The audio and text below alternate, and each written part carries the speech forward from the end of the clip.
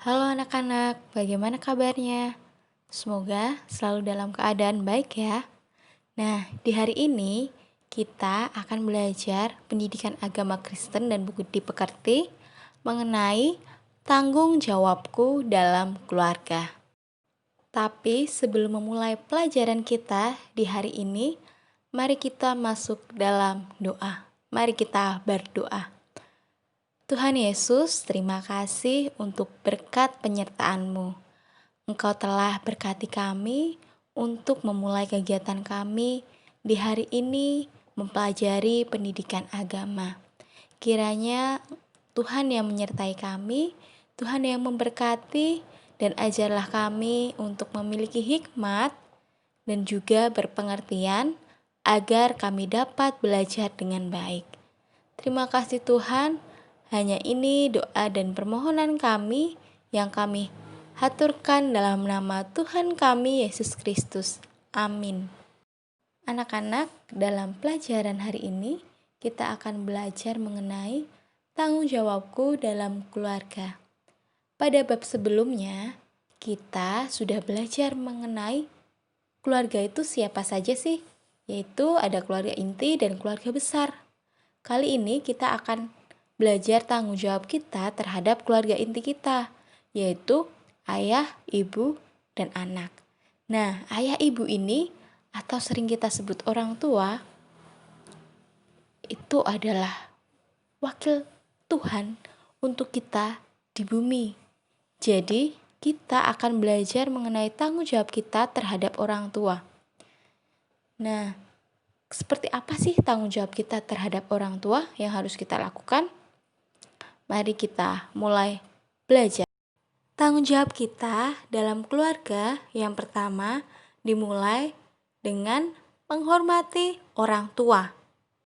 Anak-anak, menghormati orang tua adalah salah satu dari 10 perintah Allah kepada kita, yang mana menghormati masuk dalam perintah yang kelima. Nah, ketika kita menghormati orang tua kita, Allah sudah menjanjikan kita untuk memperoleh umur yang panjang. Nah, anak-anak, selanjutnya kita akan menyaksikan cerita di mana ketaatan Samuel kepada ibunya Hana dan juga ketaatan Samuel kepada Imam Eli. Adalah seorang perempuan yang baik yang bernama Hana dan suaminya bernama Elkana. Mereka taat kepada Tuhan dan suka memuji Tuhan serta menunjukkan kebaikan kepada orang-orang lain. Tetapi ada sesuatu yang kurang dalam hidup Hana. Dia tidak dapat memiliki seorang anak karena Hana mandul. Dia menginginkan seorang bayi. Oh, betapa dia sangat menginginkan seorang bayi. Dia menunggu, berdoa, berharap, dan menunggu lebih lama. Tidak ada bayi yang lahir. Setiap tahun Hana dan suaminya pergi untuk berdoa, sujud menyembah dan mempersembahkan korban kepada Tuhan semesta alam di rumah Tuhan di Silo. Di sana yang menjadi imam Tuhan ialah Eli dan kedua anaknya Hofni dan Pinehas. Pada suatu kali setelah mereka habis makan dan minum di Silo, berdirilah Hana sedang Imam Eli duduk di kursi dekat tiang pintu bait suci Tuhan, dan dengan hati pedih ia berdoa kepada Tuhan sambil menangis terseduh-seduh. Kemudian bernazarlah ia, katanya, Tuhan semesta alam, jika sungguh-sungguh Engkau memperhatikan sengsara hamba-Mu ini, dan mengingat kepadaku dan tidak melupakan hamba-Mu ini, tetapi memberikan kepada hamba-Mu ini seorang anak laki-laki, maka aku akan memberikan anak itu kepada Tuhan untuk seumur hidupnya, dan pisau cukur tidak akan menyentuh kepalanya.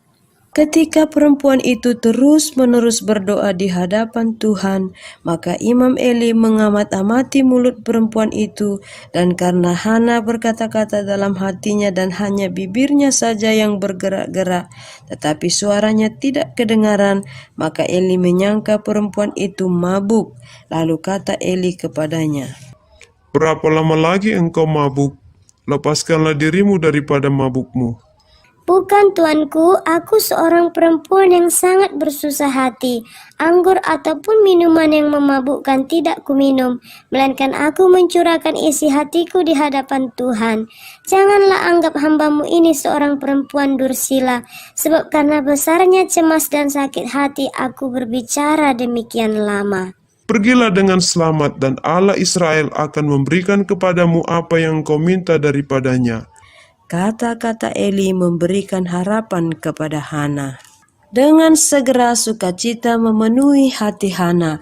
Tuhan ingat kepada Hana dan menjawab doanya.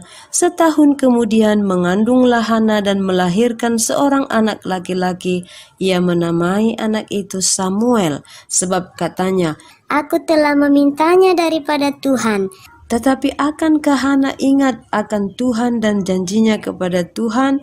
Hana berhenti datang ke rumah Tuhan di Silo seperti yang biasa ia lakukan setiap tahunnya. Apakah Hana lupa akan janjinya kepada Tuhan? Hana berkata kepada suaminya, Nanti apabila anak ini cerai susu, aku akan mengantarkan dia, maka ia akan menghadap ke hadirat Tuhan dan tinggal di sana seumur hidupnya.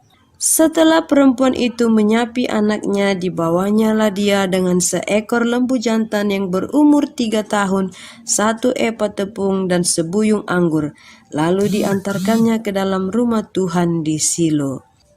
Tuhan menghargai iman Hana yang sangat besar. Sesudah Samuel, Tuhan memberikan lagi kepadanya 3 orang anak laki-laki dan 2 orang anak perempuan.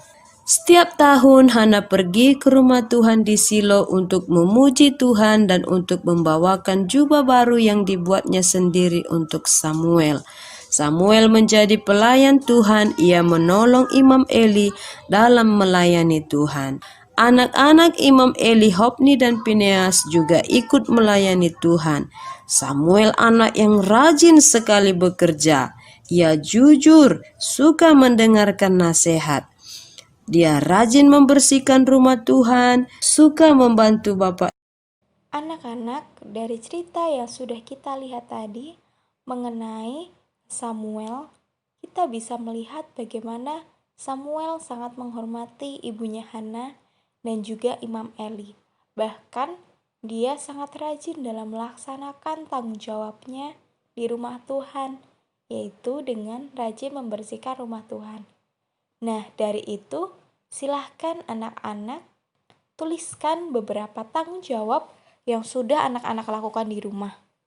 Contohnya, mungkin ada yang sudah bertanggung jawab membersihkan tempat tidur, ada yang sudah bertanggung jawab mencuci piring. Nah, hal itu silahkan dituliskan dalam lembar kerja yang sudah diterima untuk nanti Ibu masukkan dalam nilai tugas. Pelajaran kita hari ini cukup sekian. Tetap semangat belajarnya, tetap sehat. Tuhan Yesus memberkati. Amin.